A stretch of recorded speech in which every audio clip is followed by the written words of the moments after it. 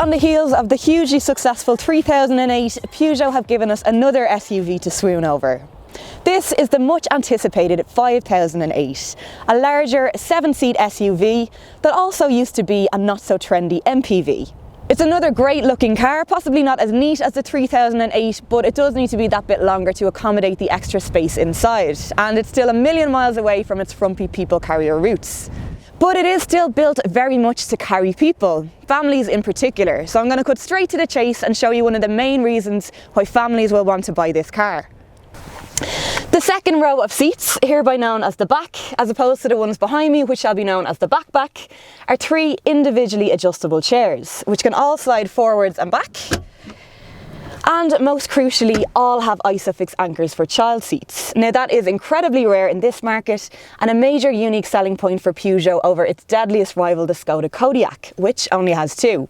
As for the back, it's easy enough to get into and there's a decent bit of legroom without leaving the guys in the back too short.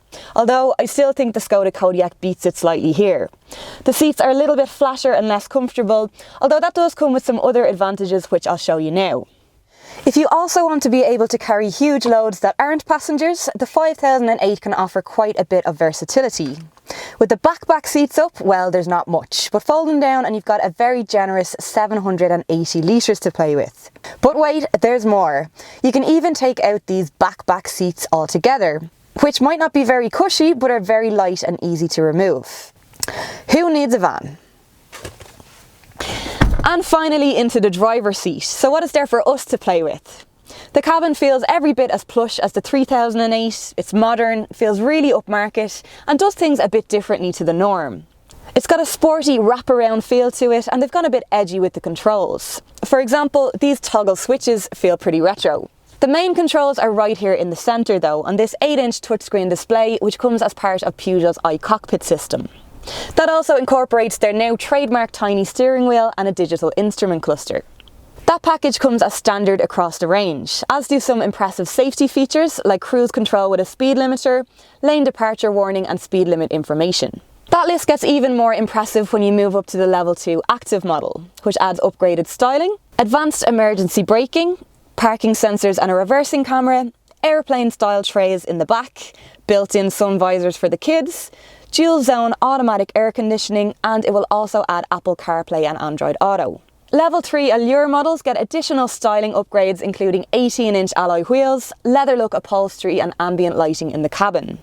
Safety gets stepped up another gear with blind spot detection and active lane keep assist. There'll also be this sportily designed GT line model, as well as a real GT in the lineup, which Peugeot expects to be strong sellers as they move towards a more premium image.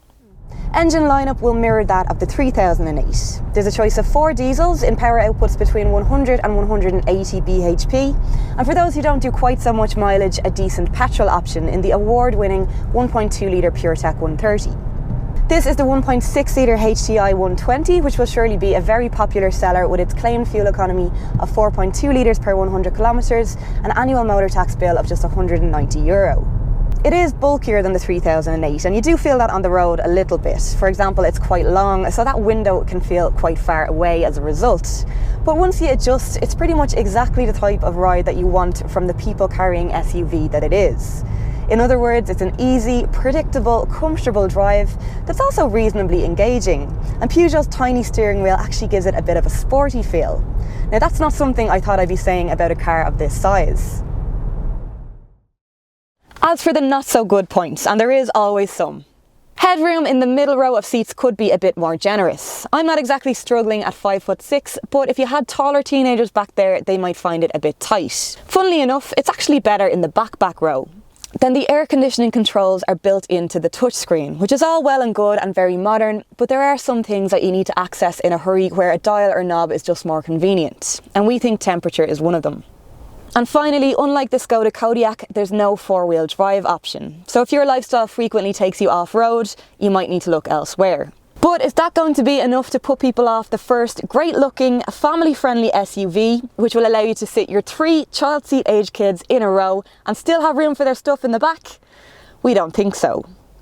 You can check out what the other 7-seat competition have to offer here and here, Or if you'd like to see the Peugeot 5008 for yourself in the metal, you can find details of your local Peugeot dealer on CarsIreland.ie.